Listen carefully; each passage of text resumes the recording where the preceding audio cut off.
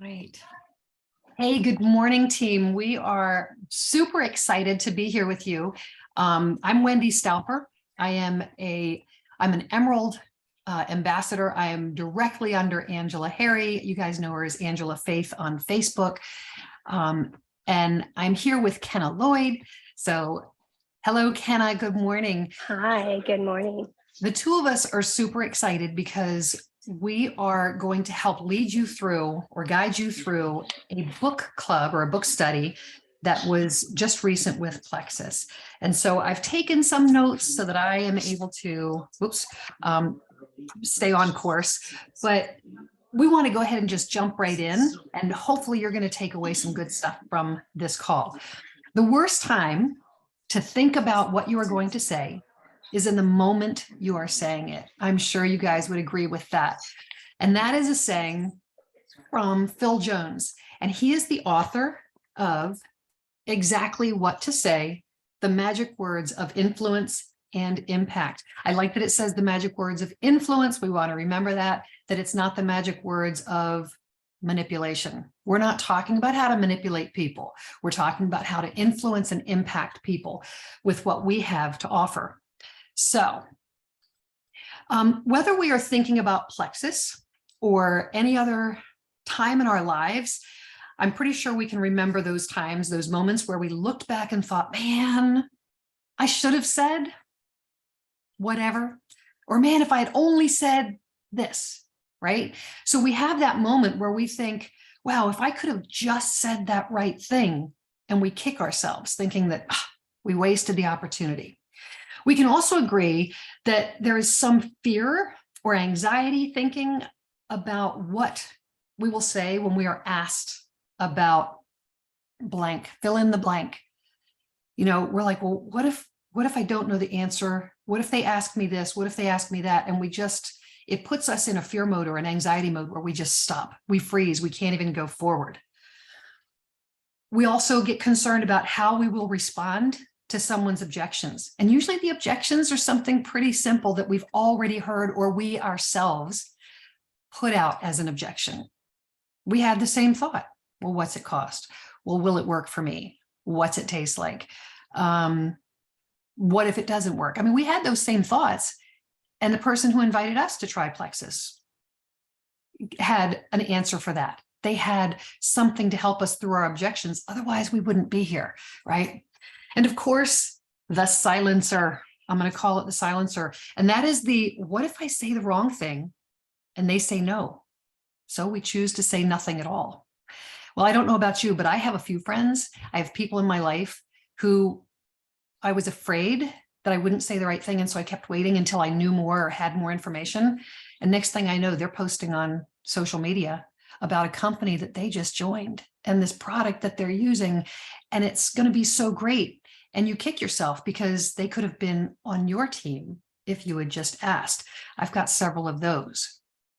So if I can't come up with the right thing, someone else just decides that they're going to say, or at least take a chance saying something, they're going to get the people and we're not. I was over here worried about what I'm going to say. And it actually blocked me from reaching out to help someone. What our plan is, we're going to spend the next 7 weeks. So today, this week is going to be week 1. And then we have 6 Saturdays and 6 weeks following, using this book, the What Exactly to Say for Influence and Impact, and what Phil Jones teaches us through the book. The first thing I want to say is if you have not watched the video, if you did not see this author speak about his book, run, don't walk, run to the Ambassador community page. And you can just type in book club. You can type in exactly what to say, and that post will pop up. It's a live that you can watch, and it doesn't show his picture. So just look for it, click on it and see if it's him. He's fantastic. First of all, I love the accent that he brings, but his teaching is amazing. And it's his words. He wrote the book. So why not learn most of it from him? Run, don't walk, but run. Go listen to it today. So that's the first thing is I want you to go. And I knew. My dogs are going to be barking through this. So what you're going to get from us, hang on one second.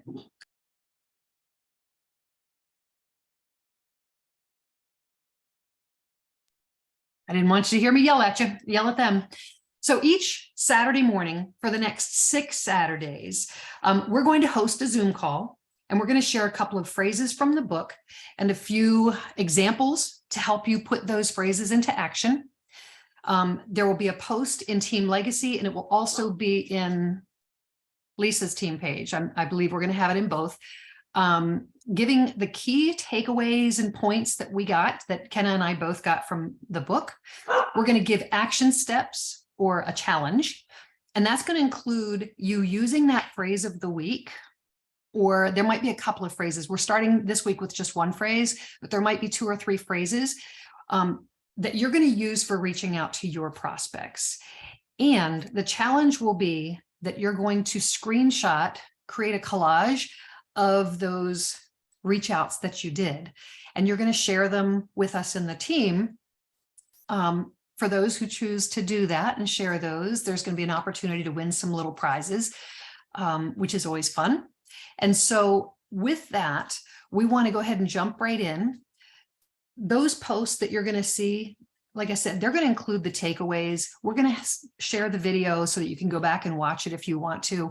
It's really just a jumping off point for us so that we drop some of the fear and anxiety around, gosh, what do I say? So with that, we're going to go ahead and jump right into the meat of week 1. And I'm going to turn this over to Kenna. All right, thank you. Okay, so my name is Kenna. I hope that you can hear me well and I don't have a lot of background noise. If I do, please let me know and I can move. I'm going to touch on a couple of things that Wendy has already mentioned. When she said the worst time to think about what you're already saying is when you're saying it, right? So I got the workbook. So there is a workbook to this. It's the hardcover. When you go to Amazon, it's the hardcover and it's a workbook. And what it is, when you open it up, there's actually pages that you can write in. And so he gives you questions of what, I just skipped a page. What are critical conversations in your world? And you write down those critical conversations. What common objections do you encounter? And you write those common objections so that you can prepare and that you are ready to answer those questions when they come up, or address those objections. And I will tell you, when I first heard about this book, I thought, this is a bit pushy. This is a bit manipulative. And like Wendy had mentioned, I thought, this isn't really what I want to do. But then I heard people who said, you know, those books that you read and that you buy and then you don't do anything with them. This is a book that you can put to action. This is a book that actually helps you go through conversations with a posture of curiosity, which I think is where we need to be coming from. I'm going to read this at one point. It says, instead remain curious for long enough to allow another person to truly explore their reality, enabling them and you to gain clarity about their circumstances. If we don't understand their circumstances, we're not going to be able to help them. Does that make sense? Like, if we have to understand where they're coming from, we don't know what all they're going through at their time in their life. So again, there's questions in this workbook that help you work through those different situations. So going forward, he has another point that I thought was really great, that questions lead to conversations, conversations lead to relationships, relationships lead to opportunities, and opportunities lead to action. So all of those things, there is a flow, there is a funnel, that the way your conversations work.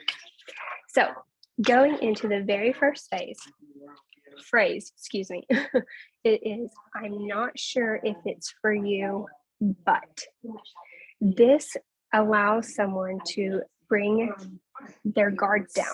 When you ask, or when you say this to someone, I just used this a couple of weeks ago. Actually, it might have been just last week. And she had a situation, a circumstance, and I said, I just don't know if this is for you, but I think it could be really great for you if you gave this a try. Or, my mom, and I told her, I said, my mom had this same situation. And again, I don't know if it's for you, but it's worth looking into or worth considering, is what I had told her. So they're simple sequence words that you can use that allow you to keep a curiosity mind up front versus projecting what you think you know about them. And so, again, I'm not sure if it's for you, but who do you know that may be interested in such and such? Who do you know? Or I'm not sure if it's for you, but we are, having a 15-minute messenger chat. Would you like to be invited? So you want to continue into I'm not sure if it's for you, but it lets their guard down and it allows them to be open to what you're actually saying. Did you have any other examples, or did I take it? No, you did it. You did great ones. And there's one more which really fits in with this month. It actually fits in with any month, to be honest, but especially for this month or at this time. And he says, I'm not sure if it's for you, but this option is available for this month only. And I would hate for you to miss out. So That's imagine using that for someone who maybe they've been sitting on the fence.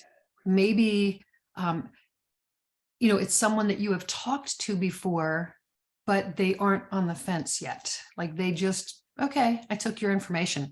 But think about that. If you've got, we have our Black Friday things going on. We have the $1 sign up for the rest of this month. It's the perfect opportunity to say, I've talked to you about Plexus and I don't know if it's for you, but look, we have this special going on and it's only till the end of the month. And I didn't want you to miss out on that if that was the thing that was stopping you. So keep that in mind for those examples. I wanted to just kind of mention or piggyback something that Kenna had said about, not projecting what you think they need. And on the call that you're going to go and listen to, remember to go listen to it. He says, what you want is to have you plus them versus it. And the it is their stress or their struggle or their circumstance.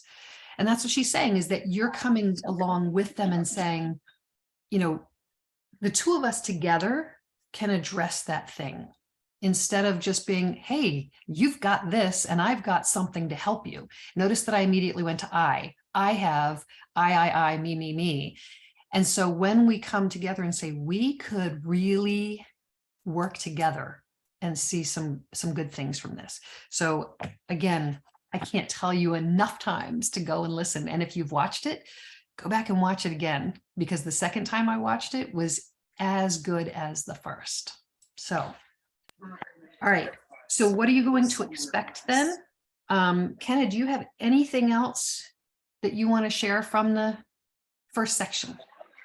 No, I would just highly recommend getting that hardcover book because it gives you examples in leadership, in sales, and in life. So there's more you can see. Yes. All the different examples, and you get to write in it yourself for your own personal stuff. So I really highly recommend that. Great recommendation. Yeah, I had just gotten the paperback one, but I think I'm going to have to go and order that one so that I have those questions. All right, so what you can expect from us, we're going to go ahead and there's a post that you will see. We'll go ahead and put it in Team Legacy and also in Lisa's team page, and it will give you a breakdown of, what the key takeaways are. It'll give you the action steps, and then it'll give you those examples that we mentioned so that you will have them in writing in front of you. And it will be for a week. So by Friday next week, then this first one will be finished. Next Saturday morning at 10 o'clock Eastern time, which is 9 o'clock Central, we'll have another Zoom for the next section. Am I correct at 9 o'clock Central? Is that Central time? Yes, Okay. that's right. Yeah. Isn't that funny? I've been doing, we look at so many different time zone things and you'd think I'd get it straight. So we appreciate that you watch this and that you put it into action. Let's see what's going to happen to your business as you start to incorporate this and reach out to people with what to say already planned and less fear and anxiety. We hope you have a great rest of your weekend. Go out and make something fabulous happen today. Guys.